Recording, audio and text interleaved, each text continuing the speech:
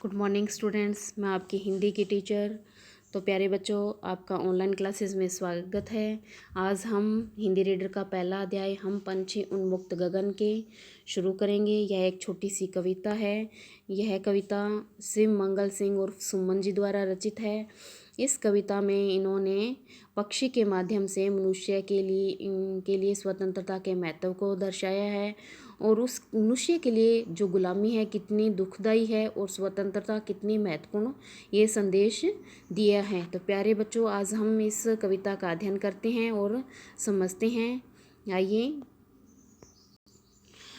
हम पंछी उन्मुक्त गगन के पिंजर बंद ना गा पाएंगे, कनक तिलियों से टकराकर पुलकित पंख टूट जाएंगे।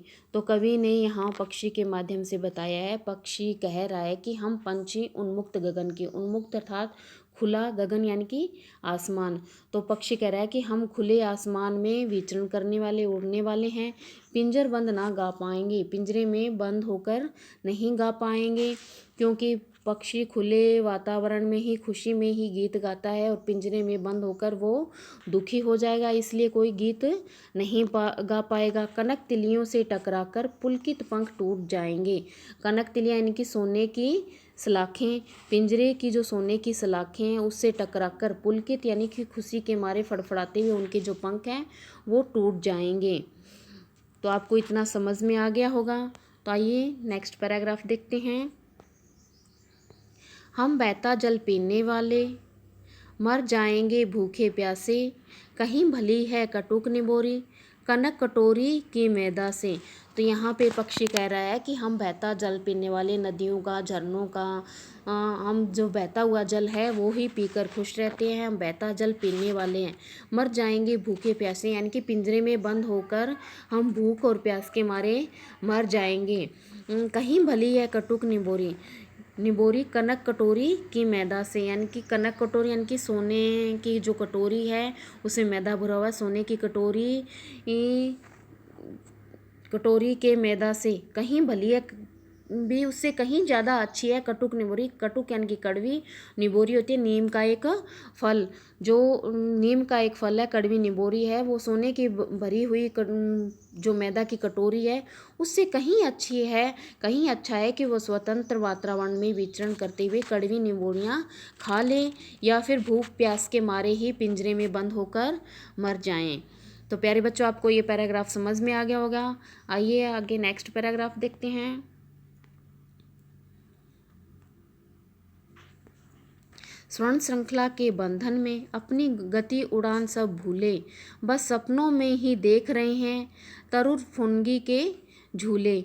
तो यहाँ पर पक्षी कह रहा है कि स्वर्ण श्रृंखला के बंधन में, स्वर्ण श्रृंखला अर्थात सोने की कड़ियाँ, सोने की जंजीर, पिंजरे में बंद, सोने के पिंजरे में के बंधन में बंद होकर वो अपनी गति और उड़ान सब भूल चुके हैं। उनकी स्वाभाविक जो उड़ान है, खुले आसमान में उड़ते हैं, वो अब सब भूल चुके हैं।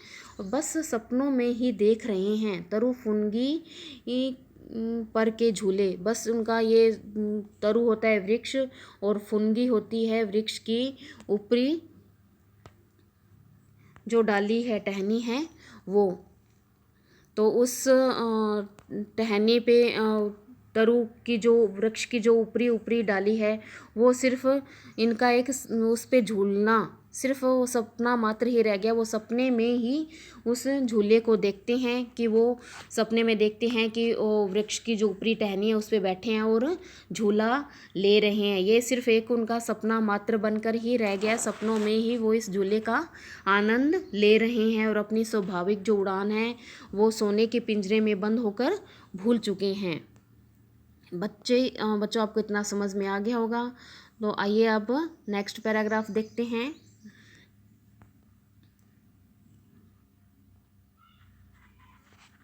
ऐसे थे अरमान की उड़ते नीले नभ की सीमा पाने, लाल किरण सी चोंच खोल, चुगते अनार के दाने। तो यहाँ पे कवि जो है पक्षी के माध्यम से हमें बता रहा है कि ऐसे थे अरमान। पक्षी बता रहा है कि हमारे अरमान ऐसे थे कि उड़ते नीले नभ की सीमा पाने, नीले जो आसमान की सीमा पाने, उस आसमान के शोर का, अंतिम शोर का पता लगाने के लिए हम ऊंची उड़ान भरते, ऐसा हमारा अरमान था। लाल किरण सी चोंच खोल, लाल सूर्य की लाल किरण के समान जो अपनी चोंच है उसे खोलकर चुगते तारक अनार दाने, हमारी अपनी जो लाल चोंच खोलकर जो तारों के समान अनार के दाने हैं उन्हें चुगते, यही सिर्फ उनका एक अरमान था, उनकी ख्वाहिश थी। आगे नेक्स्ट पैराग्राफ।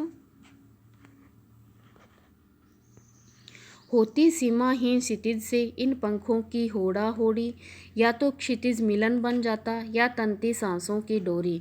तो यहाँ पर कवि ने पक्षी के माध्यम से बताया है, पक्षी कह रहा है कि होती सीमाहीन क्षितिज से, सीमाहीन जिसकी कोई सीमा ना हो, क्षितिज ऐसा स्थान जहाँ पर धरती और आसमान एक मिलते हुए प्रतीत होते हैं, भी धरती और आसमान इस छोर पर मिल रहे हैं, और उस छोर तक पहुंचने के लिए जो पक्षी है अपने पंखों से होड़ा होड़ी यानी कि प्रतिस्पर्धा लगाकर ऊंची उड़ान भरते। और ये पक्षी कह रहा है कि या तो क्षितिज मिलन बन जाता या तंती सांसों की डोरी, भी या तो इस क्षितिज मिलन यानी कि क्षितिज जो है धरती और आसमान के मिलने का स्थान है, या तो ये अपनी ऊंची उड़ान भरकर उस स्थान तक पहुंच जाते, या बीच रास्ते में इनकी सांसें टूट जाती, ये मर जाते। तो प्यारे बच्चों ये पैराग्राफ भी आपको समझ में आ गया होगा। अब आगे देखिए नेक्स्ट पैराग्राफ।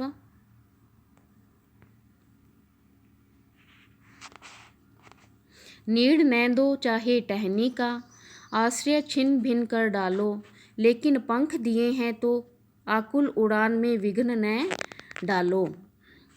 तो यहाँ पे पक्षी के माध्यम से कवि कह रहा है कि नीड़ न दो चाहे टहनी का, यानी नीड़ होता है घोंसला, चाहे हमें टहनी पर घोंसला मत बनाने दो, और हमारा आश्रय, हमारे जो रहने की जगह हैं उसे भी आप छिन भिन कर डालो, तोड़ मरोड़ दो, उसे बिखेर दो, लेकिन पंख दिए हैं तो, हमें पंख दिए हैं तो आकुल उड़ान में विघ्न न डालो, हमारे उड़ने के लिए जो पक्षी बेचैन हैं, आकुल होता है बेचैन, उड़ान भरने के लिए बेचैन हैं, तो उस जो उड़ान में क्या विघ्न यानी कि बाधाएं, उस उड़ान में विघ्न न डालो, बाधा न डालो।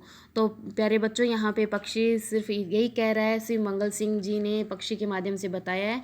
पक्षी कह रहा है कि नीड़ न दो, चाहे इनका टहनी पे इनको घोंसला न बनाने दो, इनका आश्रय छिन भिन कर डालो, इनका आश्रय जो है वो तोड़ दो, लेकिन इनको पंख दिए हैं तो ईश्वर ने इनको पंख उड़ने के लिए दिए हैं, और ये उड़ने के लिए बहुत ही बेचैन है कि ये स्वतंत्र वातावरण में उड़े, तो इनकी उड़ान में विघ्न न डालो, बाधा न उत्पन्न करो, और इनको स्वतंत्र वातावरण में विचरण करने दो।